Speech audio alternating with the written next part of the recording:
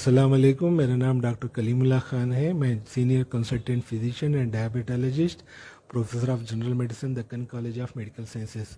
मैं आज आपसे कोरोना वायरस के ट्रांसमिशन और इसके स्टेजेस और इसकी प्रिवेंटिव मेजर्स के बारे में आपसे कुछ मालूमात शेयर करना चाह रहा हूँ।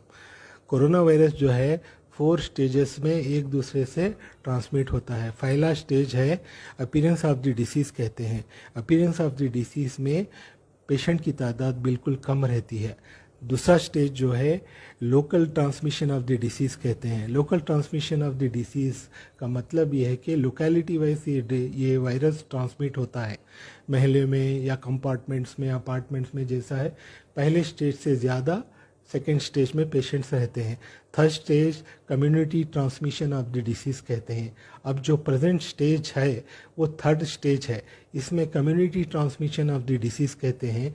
इसमें बेतहाशा ट्रांसमिशन रेट बढ़ जाता है, एक दूसरे से ये वायरस फैलना शुरू हो जाता है। तो एक महल्ले से निकल के एक सिटी, एक टाउन ऐसा बोल के नहीं रहता, तकरीबन मोर देन 50% लोगों को ये डिसीज़, ये वायरस जो है एक दूसरे को ट्रांसमिट होता है। जो फोर्थ स्टेज है आउटब्रेक ऑफ द डिसीज़ कहते हैं। Outbreak of the disease third stage से भी बहुत डेंजरस रहता है, क्योंकि थर्ड स्टेज में जो ट्रांसमिटेड जो डिसीज़ है, डिसीज़ पर्सनस है, पेशेंट्स है, वो लोगों सिम्टम्स डेवलप करते हैं। सिम्टम्स क्या है? इसका जो बुखार आना, खांसी, ज़ुकाम और सांस फूलने, इसकी वजह से पेशेंट्स जो है ना तकरीबन हॉस्पिटल्स को रुजू होते हैं। रुजू होने में हॉस्पिटल्स का लोड बढ़ जाता है। हॉस्पिटल्स के लोड बढ़ने की वजह से बेड्स की किल्लत होती है और ऑक्सीजन की किल्लत, वेंटिलेटर्स की किल्लत और डॉक्टर्स की किल्लत, नर्सिंग स्टाफ की किल्लत। ये किल्लत की वजह से क्या होता है, तो जो ट्रीटमेंट हम जो प्रॉपर ट्रीटमेंट भी डॉक्टर सब पेशेंट्स को पहुंचाने में नाकामयाब हो जाते हैं।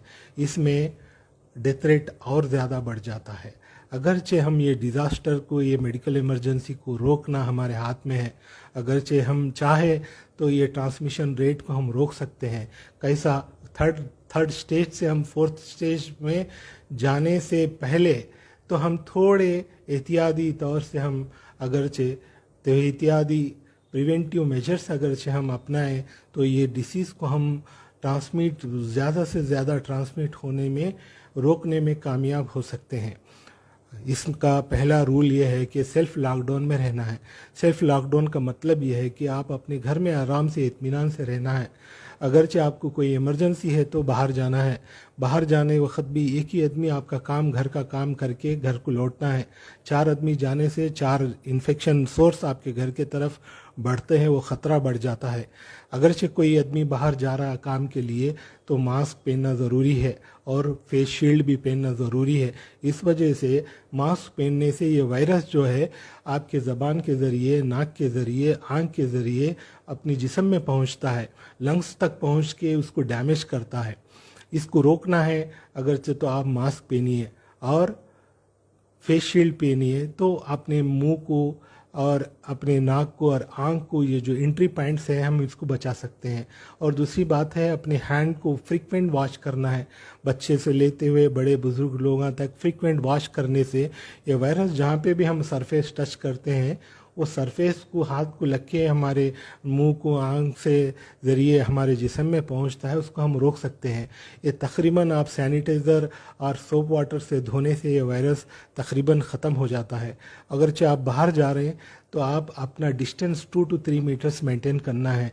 इस वजह से मेंटेन करना है, कोई इन्फेक्टेड पर्सन आपके करीब में आके खांस रहा, छींक रहा या आपको टच कर रहा तो वायरस आपको ट्रांसमिट होने के चांसेस बढ़ जाते हैं। इसलिए आप 2 से 3 मीटर तक डिस्टेंस मेंटेन करना है। अगरचे आप सरफेसेस को बाहर जाने के बाद सरफेसेस को टच मत करना है, इसलिए कि आप कहीं वायरस का जो पेशेंट है वो सरफेस को टच करा तो वो सरफेस के ऊपर जो वायरस ज़िंदा रहता है, वो वायरस आप कैच करके आप जो है घर तक उसको लेके आते हैं। उसमें आप फेस को मास्क करने से वो बॉडी में आपकी जिस्म के अंदर आप पहुँच के और उसको डैमेज करना शुरू करता है। और ये डिस्टेंस मेंटेन करना भी बहुत ज़रूरी है।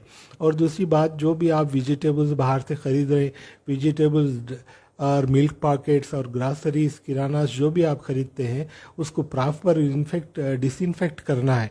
तो डिसइंफेक्ट करना मतलब ये है कि आप जो भी वेजिटेबल्स ला रहे हैं उसको बेकिंग सोडा या विनीगर से आप साफ़ करिए, थोड़ी देर उसको बाहर रखने के बाद घर में लाइए। वैसे ही मिल्क पैकेट्स को भी वैसे ही करिए। और दूसरा, जो किराना लाते हैं तो उसको थोड़ी देर बाहर रखिए, बाहर रखने के बाद आप थोड़े घंटे 2 घंटे के बाद जो भी है उसको लाइए। तकरीबन आप रेफ्रिजरेट करने से पहले आपके रेफ्रिजरेटर्स को, आपके जो भी चीज़ों को जो है साफ़ सफाई करने के बाद ही अंदर रखिए। इससे भी आपका वायरस आपके घर तक नहीं पहुंच सकता। और बाहर से जब भी आप घर से रुजू हो रहे हैं तो आप एक घर का एक हिस्से को ऐसा करिए कि जहाँ पे आपके जो भी आपके क्लास ड्रेस चेंज करना ज़रूरी है, और वो ड्रेस को आप बाहर, अगर आप सनलाइट है तो उसमें रख सकते हैं, नहीं है तो आप जो भी है उसको एक जगह पे अलग से रखना है। आपका ड्रेस चेंज करके आप घर पे जाना है। घर के अंदर दाखिल होने से पहले आप अपने हाथ पैर मुंह सब साफ़ करके घर पे जाना है। जो हजरात, जो बिजनेसमैन्स है और जो एम्प्लॉइज़ है ज़्यादा देर तक बाहर रहते हैं, वो लोगों के लिए शवर लेना, बात लेना ज़रूरी है कि इस वास्ते कि ये वायरस को जो है ज़्यादा देर तक आप बाहर रहने से ये वायरस को आप अपने आप को वॉश लेने से इसको तकरीबन ख़त्म कर सकते हैं। ये भी एक ट्रांसमिशन को रोकने का ज़रिया है। और दूसरी अहम बात है कि आप अपने दोस्त अहबाब को अपने घर पे मत बुलाइए, आप भी उनके घरों पे मत जाइए, आप खुद आइसोलेट रहिए। और आपके घर में जो भी सर्वेंट्स है, अगरचे सर्वेंट्स है तो आप क्या करिए, वो सर्वेंट्स को निकालो बोल के हम नहीं बोल रहे कि उनका भी ख्याल करिए, अपना भी ख्याल करिए। थोड़े दिन तक, एक 15-20 दिन, 1 महीने तक, जब तक ये कोरोना वायरस का स्ट्रॉम चल रहा, जब तक आप रोक के रखिए, उनकी भी मदद करिए। अब अपने इसे ये भी है कि आप अगर अपने काम वालों को, अपने पड़ोसियों का भी ख्याल रखना रहता है इसमें, इसलिए कि आप उनकी मदद करेंगे तो ऊपर वाला आपकी भी मदद करता, ये आप ज़हन में रखना है। और दूसरी बात ये है कि हमारे घर में बुज़ुर्ग लोग रहते, ये वायरस ज़्यादा से ज़्यादा इनफेक्ट मोर देन 55 ईयर्स के लोगों को इन्फेक्ट करता है। मोर देन 55 ईयर्स लोगों को, और diabetes patients, cancer patients, dialysis patients और टीबी के मरीज़, और इम्यूनिटी जिसकी इम्यूनिटी कमज़ोर है वो पेशेंट्स, इम्प्लांट के जिसके अंदर इम्प्लांट्स है वो पेशेंट्स, और इम्प्लांट्स के साथ साथ जिसको बाईपास सर्जरी हो के है, ये जो भी सर्जरीज़ के पेशेंट्स है, आप लोगों बहुत एहतियात करना है। इनकी जो केयर करना है हमारे ज़िम्मे है। तो आप क्या करना है, इनको ये जो इन्फेक्शन है इनके तरफ, इनके करीब जाना, इनसे डिस्टेंस मेंटेन करना है। इस वजह से डिस्टेंस मेंटेन करना है कि ये वायरस को हम इनके तरफ ट्रांसमिट होने से रोकना है बोले तो इनका डिस्टेंस मेंटेन करना ज़रूरी है, इनका केयर करना ज़रूरी है, और इनको जो है सही वक्त पे दवा वगैरह सब देना ज़रूरी है। और दूसरी बात यह है कि जो स्मोकर्स है, गुटखा चीवर्स है और अल्कोहलिक है, ये लोग भी ट्रांसमिट में ज़्यादा ट्रांसमिट कर सकते हैं, और ज़्यादा से ज़्यादा ये लोग भी रिस्क में रहते हैं। तो एहतियात ये है कि आप अपनी स्मोकिंग जहाँ पे भी कर रहे, पब्लिक प्लेसेस में स्मोकिंग करना, गुटखा खा के थूकना और जो है ना अल्कोहल पी के करने से ये डिसीज़ का ट्रांसमिशन रेट बढ़ जाता है, इसको रोकना ज़रूरी है। और दूसरी चीज़ ये है, जो प्रेग्नेंट वुमेन्स है वो लोगों में भी प्रिकॉशंस लेना है।